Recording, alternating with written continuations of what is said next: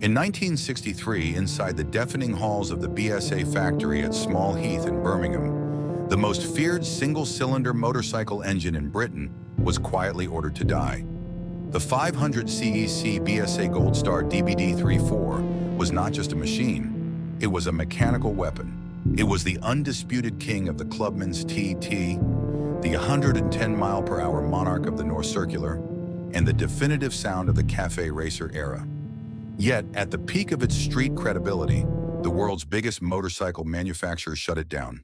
The fatal blow came from a supplier. Lucas announced they would no longer cast the competition magneto required to spark the highly tuned alloy engine. The old molds had worn out, and BSA's hand-built volumes were simply too small to justify new tooling. Motorcycle dealers lost their halo machine. The café racers lost their ultimate tuning test. The paradox was cruel. The Gold Star died not because it failed, but because its mechanical purity could not survive a mass-market economy. But this is not just the story of a canceled production line. It is the story of how a single cylinder defined the sound of British youth before the industry that built it forgot how to survive. Every week, we tell the stories of British engines, factories, machines, and industrial names that once taught the country what power sounded like and what happened when the market moved on. Subscribe if that history matters to you. The story of the Gold Star begins not with nostalgia, but with a specific place, on the concrete banking of Brooklands in 1937. Brooklands in 1937 was not a modern race circuit. It was a brutal, decaying bowl of uneven concrete in Surrey, built for a previous generation of speed. To ride a motorcycle at the absolute limit on this banking was to subject a machine to violent, bone-shattering vibration. The suspension technology of the era was primitive, often consisting of little more than sprung saddles and girder forks. The tires were narrow and unforgiving. Hitting 100 miles per hour on this concrete landscape was a physical and mechanical threshold that very few production engines could survive without catastrophic failure. On the 30th of June 1937, a retired racing rider named Wal Handley arrived at Brooklands with a machine that was not supposed to be a record breaker. It was a 500cc BSA Empire Star, running on alcohol fuel and heavily tuned by factory engineer Jack Ammett. Handley took the machine onto the concrete banking and entered a flying lap. The single-cylinder engine roared over the Surrey landscape. Against all expectations for a standard-based machine, Handley recorded a lap speed of 107.5 miles per hour. In the culture of the British Motorcycle Racing Club, the governing body at the track, any rider who lapped the Brooklands circuit at over 100 miles per hour during a race was awarded a small enameled pin to attach to their leathers. It was a Gold Star. For the Birmingham Small Arms Company, known universally as BSA, that small piece of metal was an industrial revelation. In 1937, BSA was the sprawling giant of Midlands manufacturing. Their vast factory halls at Small Heath produced rifles, bicycles, machine tools, and thousands of heavy conservative motorcycles. They were masters of the side valve engine, an engine design where the valves sit beside the cylinders in the block rather than above the combustion chamber, prioritizing quiet reliability and cheap manufacturing over high-revving power. BSA was the brand of the commuter, the postman, and the military dispatch rider.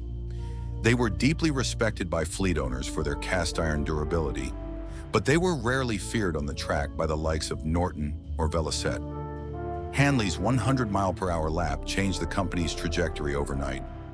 BSA management immediately understood the marketing weight of that enameled pin. The British riding public wanted speed, and a verified Brooklands record was the ultimate currency in a motorcycle showroom. By 1938, BSA launched a new flagship model to capitalize on the victory. They called it the M24 Gold Star. But building a machine worthy of the name required the Small Heath factory to step away from the heavy iron workhorses that defined their past and embrace a much more fragile, exacting kind of engineering. The momentum of the 1938 M24 Gold Star was almost immediately broken by the Second World War. The Small Heath factory pivoted entirely to wartime production, churning out over 125,000 heavy, low-revving M20 side valve motorcycles for the military. For 6 years, the Gold Star name was packed away in the dark, while the British workforce mastered the mass production of reliable, indestructible, but ultimately slow iron machines. When peace returned, the British motorcycling landscape had changed. It was an era of profound austerity, petrol rationing, and economic exhaustion. Yet the young men returning from military service, many of whom had spent the war maintaining Merlin aero engines, tanks, and hydraulic systems, carried a desperate hunger for speed.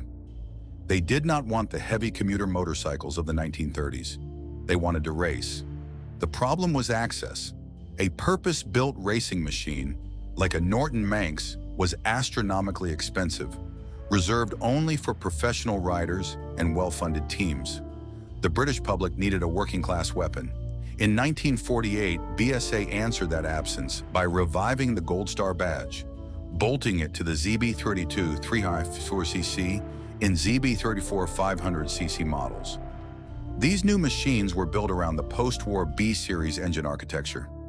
It was a pushrod single, a traditional engine layout where a camshaft located low down in the block uses long metal rods to operate the valves in the cylinder head above.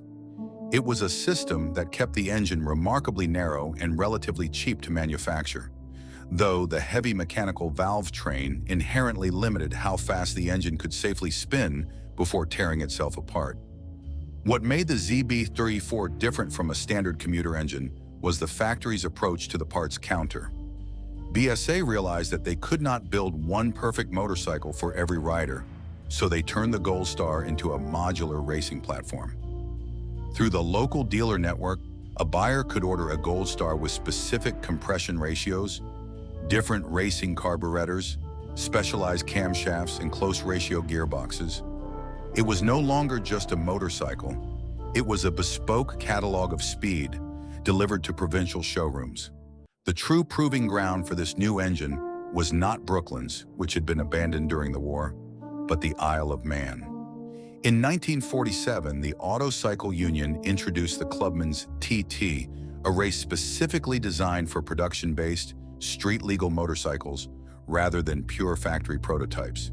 It was the ultimate test of garagistes tuning, where mechanics operating out of lockups and sheds could compete on a national stage. To dominate the Clubman's TT, BSA engineers knew they had to push the pushrod single to its absolute thermal limit. By the early 1950s, with the introduction of the BB and CB series engines, the factory made a critical shift in metallurgy. They introduced the alloy cylinder head, an upper engine structure cast from aluminum rather than heavy iron, designed to pull intense heat away from the combustion chamber during sustained high-speed running. In a cold, oil-stained Midlands shed, this shift from iron to aluminum changed the rules of mechanical trust. It meant a Clubman racer could raise the engine's compression, burn more fuel, and hold the throttle wide open down the mountain mile of the Isle of Man without melting the piston. The engine block grew physically larger, dominated by massive, deeply finned aluminum cooling areas that gave the motor its distinct, muscular visual presence. BSA had engineered a machine that could win on Sunday and theoretically be ridden to work on Monday. They had provided the raw alloy, the heavy crankshaft, and the catalog of racing parts. Now the riders in the British sheds had to figure out how to start it, tune it, and survive it. The true breakthrough of the BSA Gold Star was not simply that it was fast, it was that it demanded absolute, uncompromising mechanical intimacy from anyone who wanted to ride it.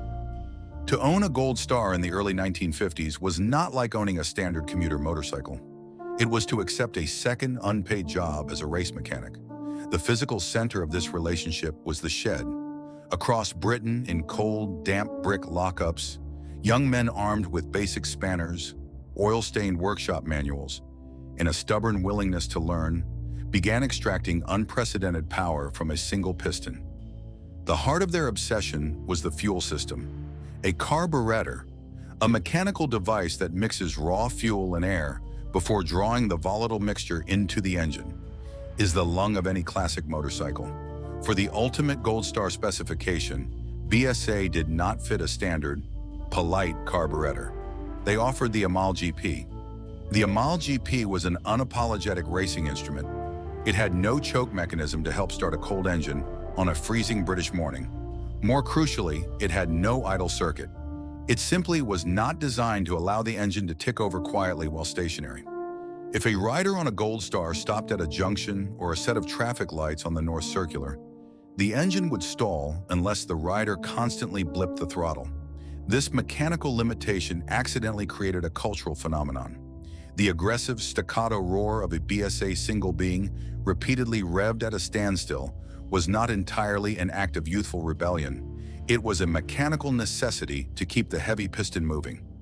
Tuning an Amal GP required immense patience, an ear for engine rhythm, and a willingness to dismantle the unit by the side of the road to change small brass jets depending on the weather, the altitude, and the quality of the petrol. Getting the fuel mixture right was only half the battle. The other half was the violent physical test of starting the machine. The post-war Gold Star was defined by its massive compression. Compression, the squeezing of the fuel-air mixture inside the cylinder before the spark ignites it, dictates how much explosive force the engine can generate. The higher the compression ratio, the more power the engine makes, but the harder the internal parts resist being turned over. Because it was a single-cylinder engine, where all the 500cc displacement is concentrated into one massive, heavy piston rather than divided among 2 or 4 smaller ones.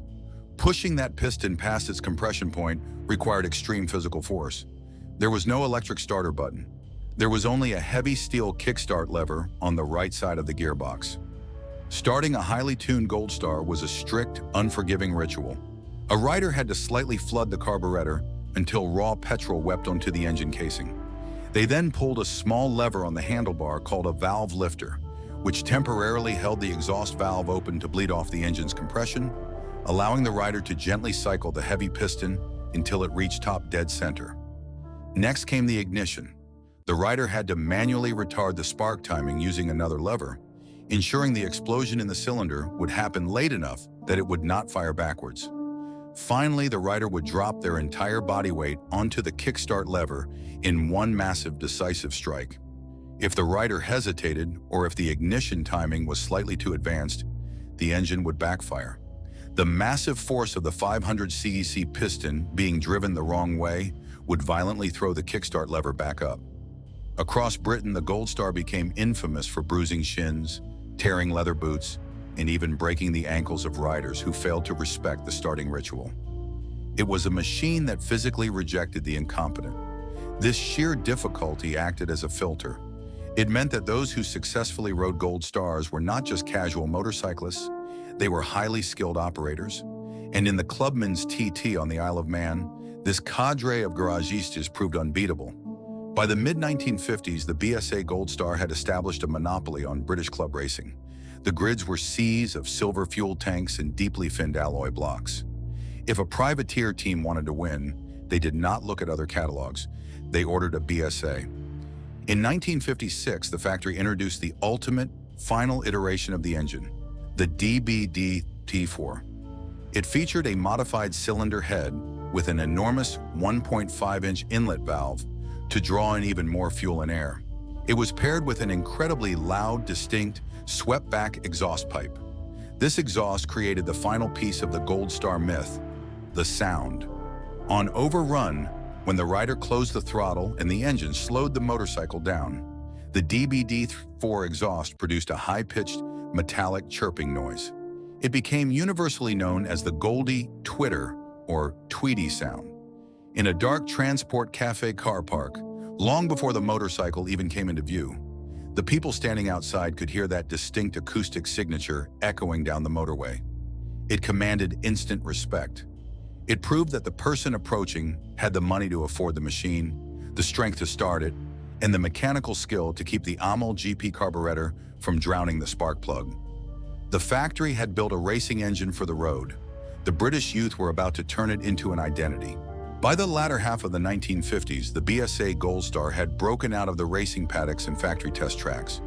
It had ceased to be strictly a competition tool and had become something far more potent, a cultural weapon.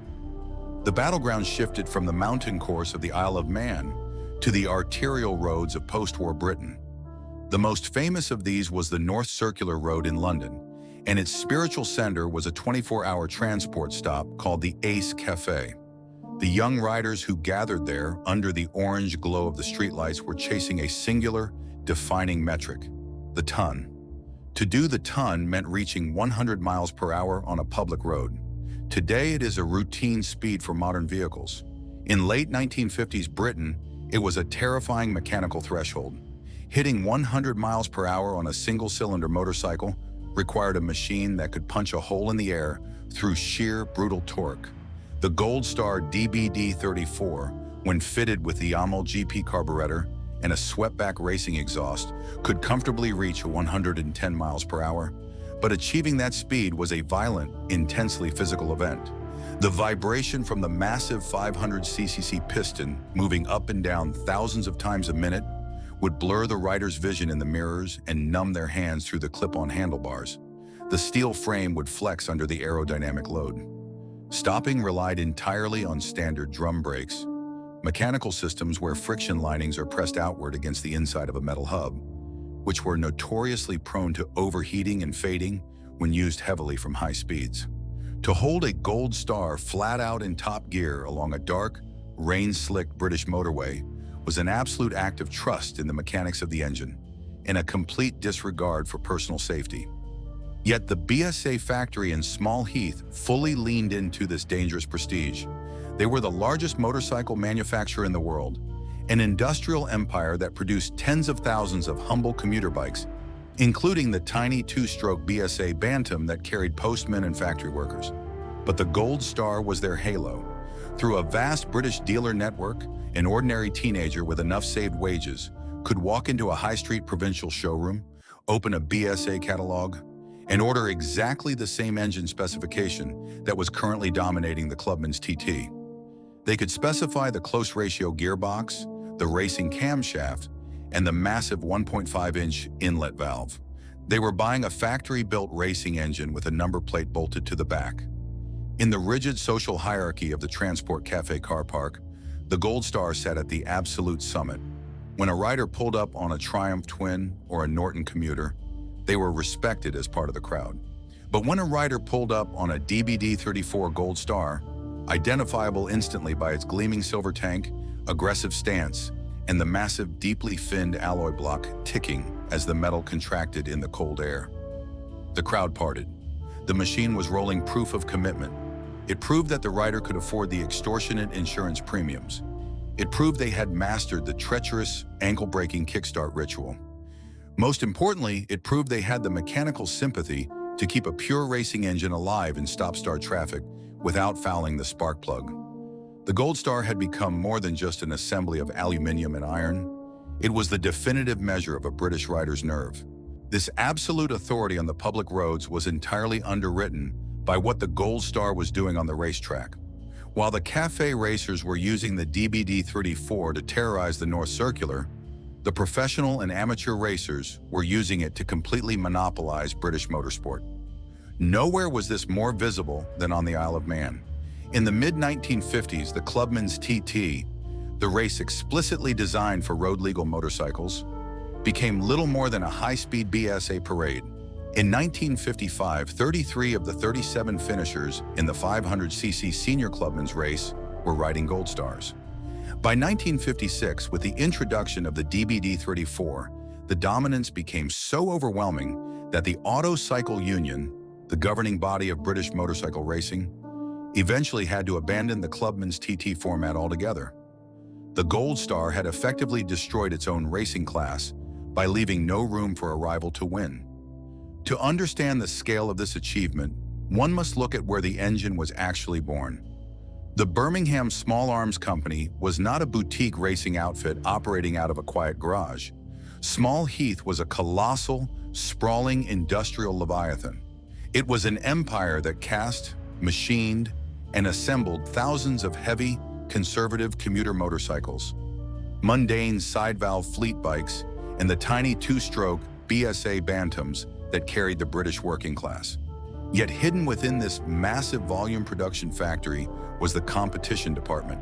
Here, the Gold Star was not mass-produced, it was hand-assembled.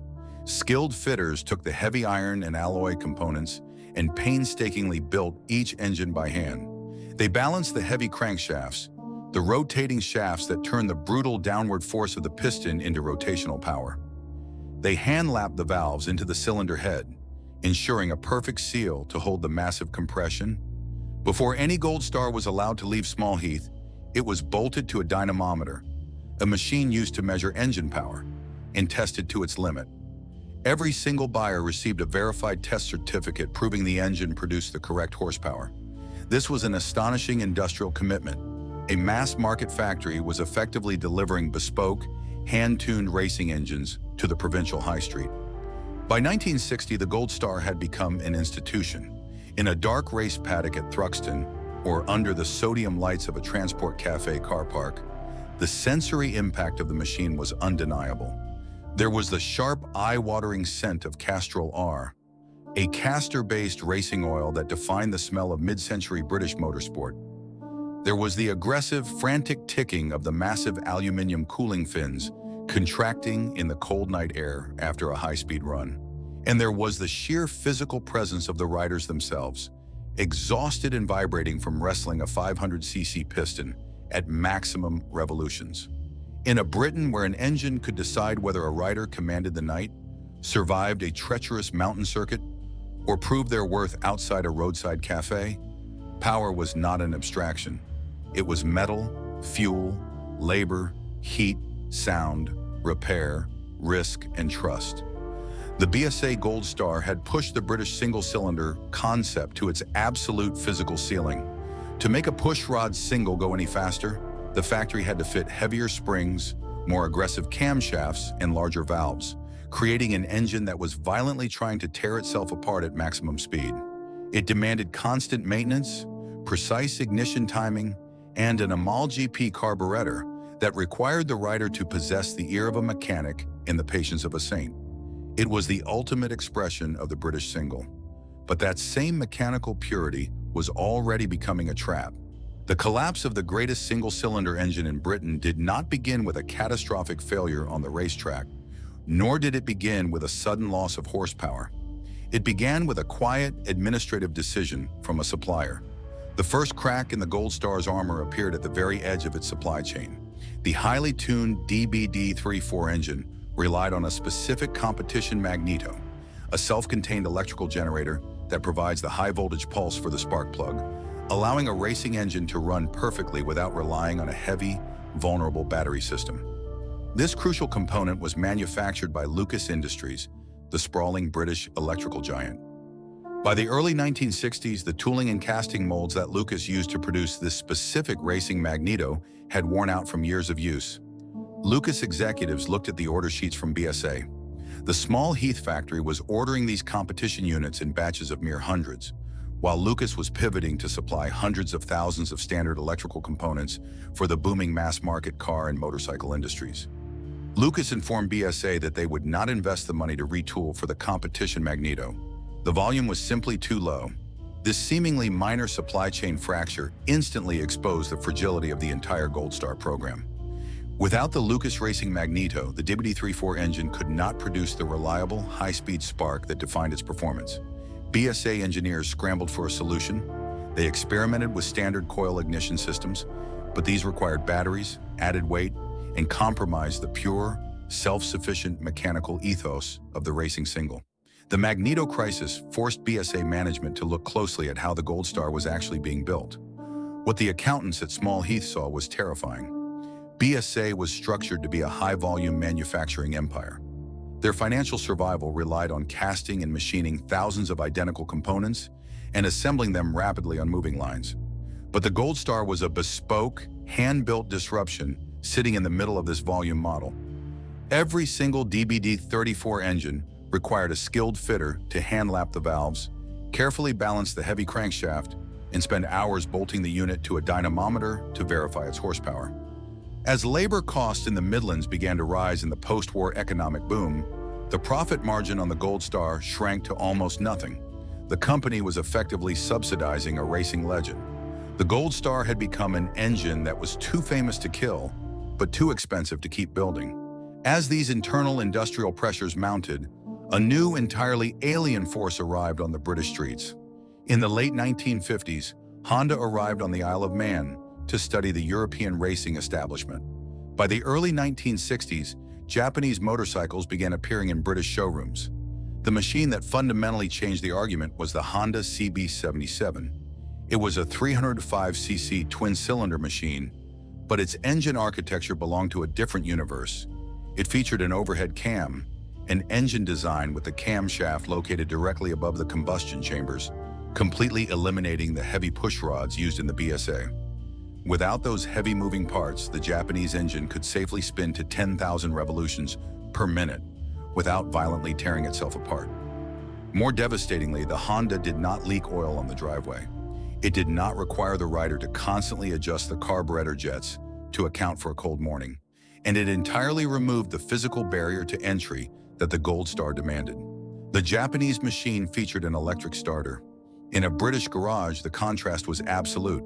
A Gold Star rider had to meticulously flood the Amal GP carburetor, find top dead center with the valve lifter, manually retard the ignition, and drop their entire body weight onto a heavy steel kickstart lever, praying the engine did not backfire and break their ankle.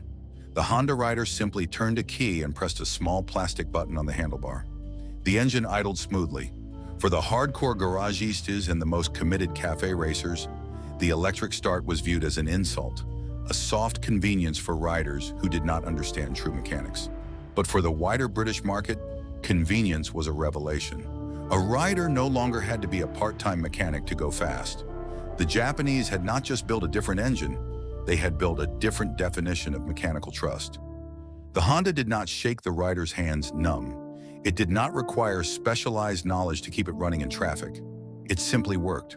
The Gold Star was beginning to lose its absolute grip on the street. The engine still ran, the sound was still feared, but the market around it was shifting away from the brutal art of the single-cylinder kickstart. Yet the real tragedy of the Gold Star was not that a better technology arrived. The real tragedy was happening inside the boardroom at Small Heath. Inside the boardroom at Small Heath, the executives of the Birmingham Small Arms Company fundamentally misread the Japanese arrival. They viewed machines like the Honda CB77 not as an existential threat, but as lightweight novelties for riders who could not handle a real British single. They believed that the hardcore British motorcyclist, the Clubman racer, the café racer, the man who spent his weekends tuning an Amal GP carburetor in a cold lockup, would never abandon the brutal, visceral power of a hand-built BSA. But the executives failed to understand that the market was not just the hardcore garagiste. The market was changing. A new generation of riders wanted speed without the oil leaks, without the bruised ankles, and without the constant need to rebuild the top end of the engine after a weekend of hard riding. To combat rising manufacturing costs and a sudden drop in sales across their wider range, BSA management panicked. They decreed that the old pre-unit engine architecture, an engine design where the engine block and the gearbox were two entirely separate aluminum castings bolted together by primary chain cases, was too expensive and too slow to assemble. The future, they decided, was unit construction, where the engine and transmission shared a single consolidated alloy case. It was cheaper to cast, faster to build on a moving production line, and required less skilled labor. But the Gold Star DBD34 was a pre-unit masterpiece. Its entire identity was wrapped up in its massive, separate engine block and its bespoke, close-ratio racing gearbox. To redesign the Gold Star as a unit construction engine would mean compromising its mechanical purity, altering its internal balance, and turning it into a mass-market compromise. The factory had a choice: invest heavily to modernize their flagship racing engine or kill it to save money. In 1963, BSA chose the latter. The order came down to the competition department. The assembly line for the DBD34 was permanently halted. The dynamometers, which had screamed day and night testing the horsepower of every single Gold Star before it left the factory, were suddenly quiet. The highly skilled fitters who had spent years learning how to perfectly lap a massive inlet valve by hand were reassigned to build ordinary, mundane commuter machines, or were simply made redundant. BSA attempted to fill the massive cultural void left by the Goldie with a series of unit construction singles, the B44 Victor and later the B50. But these were built on standard moving assembly lines, heavily compromised by the cost-cutting demands of manufacturing scale. They were good, rugged engines, widely used in off-road scrambles, but they lacked the terrifying street presence of the DBD34. They did not have the massive, deeply finned alloy barrel, they did not wear the Amal GP racing carburetor, and most importantly, they did not command respect on the North Circular Road. The café racers looked at the new BSA singles, turned their backs, and either kept their old Gold Stars running, bought a twin-cylinder Triumph, or eventually migrated to the Japanese multi-cylinders. The mechanical trust was broken. The system of workshops, dealers, and service networks began to collapse. A machine needs a network to survive, and the BSA dealer network, once a proud chain of local businesses stretching from London to Edinburgh, found themselves apologizing for the factory's new lackluster models. Without the halo of the Gold Star, the ordinary BSA commuter bikes suddenly looked heavy, slow, and outdated next to the overhead cam imports. In the Midlands lockups and tuning sheds, the flow of new factory racing parts dried up.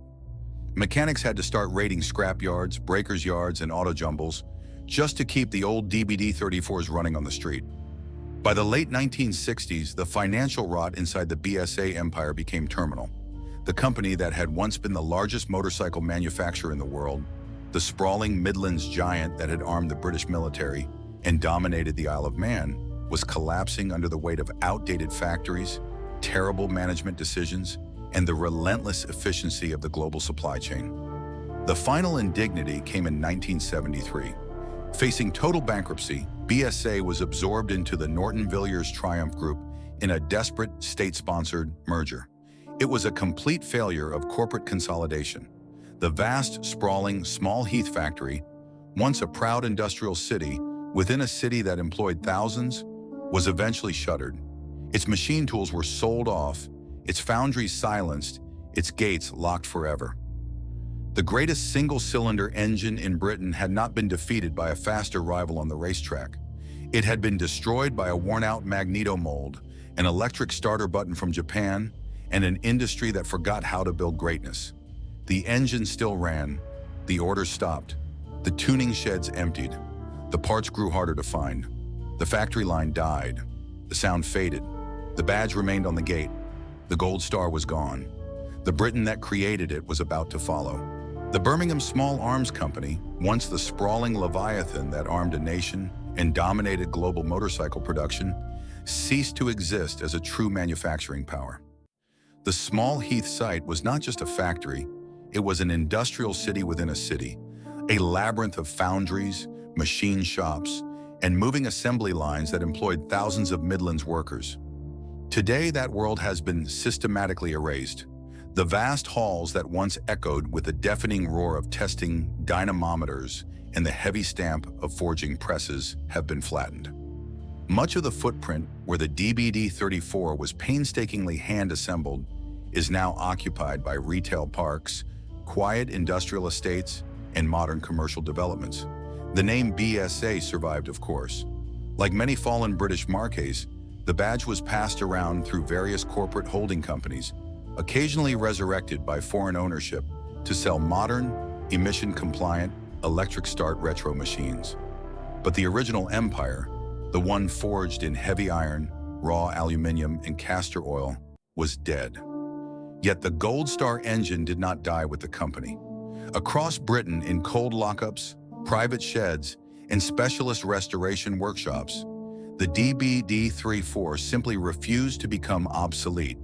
A fierce, dedicated preservation community took over exactly where the factory had failed. Walk through the muddy fields of a British auto jumble, a traditional outdoor market for classic vehicle parts, where old manuals, rusted spanners, and forgotten components are traded from the backs of vans. Here, the Gold Star is still the apex predator. You will see older mechanics meticulously inspecting worn Amal GP carburetors, trading original sandcast alloy cylinder heads, and debating the precise ignition timing required to prevent the engine from violently kicking back. Go to the historic race paddocks at Goodwood or the Isle of Man Classic TT, and the grids are still packed with silver tanks and swept-back exhausts. The high-pitched tweety sound on Overrun still echoes off the grandstands, exactly as it did in 1956. This fierce survival passes the ultimate test. It is not mere nostalgia. Nostalgia is a soft, romantic longing for a simpler past, often viewed through a lens that ignores the oil leaks, the breakdowns, and the physical pain. The BSA Gold Star is not simple, and it was never soft. To keep one of these highly strung racing singles alive today is an aggressive act of mechanical preservation. It is a physical argument against the modern era of transportation. Today, we live in a world of software-controlled powertrains, where fuel injection calculates mixture perfectly in milliseconds, where emission systems silently scrub the exhaust, and where power is delivered flawlessly at the push of a plastic button. The modern rider does not need to know what happens inside the engine block. The Gold Star proves that there was a time when power had to be earned through deep technical understanding and sheer physical nerve. It reminds us that British speed once relied on heavy flywheels, immense compression, and the bravery of a rider willing to hurl a massive, vibrating piston down a dark, rain-slicked arterial road at over 100 miles per hour. The engine is a monument to a vanished form of mechanical trust. It was a contract between a young garagiste in a cold shed and the heavy metal they had bolted together.